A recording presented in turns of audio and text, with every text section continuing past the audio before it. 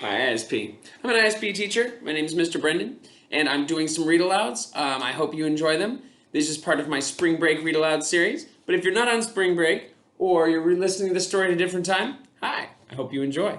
This one's called Where the Wild Things Are. Story and pictures by Maurice Sendak. Here we go. The pictures in the story are fantastic, so I'm going to make sure you can see them, okay? Where the wild things are. The night Max wore his wolf suit and made mischief of one kind and another, chasing his dog around with a fork. Is that nice? His mother called him Wild Thing, and Max said, "I'll eat you up." So he went to bed without eating anything. That very night in Max's room, a forest grew and grew and grew until his ceiling hung with vines and the walls became the world all around them. And an ocean tumbled by with a private boat for Max, and he sailed off through night and day, and in and out of weeks, and almost over a year, to where the wild things are. And when he came to the place the wild things are, they roared their terrible roars. They gnashed their terrible teeth, and they rolled their terrible eyes, and showed their terrible claws.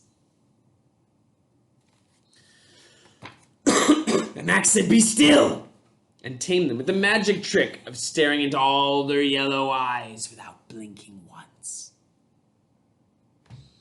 And they were frightened and called him the most wild thing of all, and made him king of the wild things.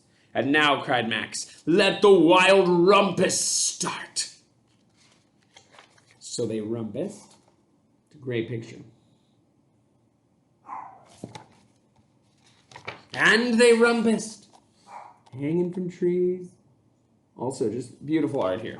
Beautiful art. And rumpused some more.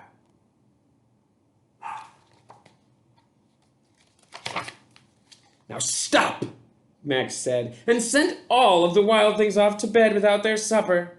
And Max, the king of all wild things, was lonely and wanted to be where someone loved him most of all. Then all around from far away across the world he smelled good things to eat, and he gave up being king of where the wild things are. But the wild things cried, "Oh no, please don't go, we'll eat you up, we love you so." And Max said no. The wild things roared their terrible roars, and gnashed their terrible teeth, and rolled their terrible eyes, and showed their terrible claws. But Max stepped into his private boat and waved bye-bye. And he sailed back over a year, and in and out of weeks, and through a day, and into the night of his very own room, where he found his supper waiting for him. And it was still hot. And that is where the wild things are. Thank you very much.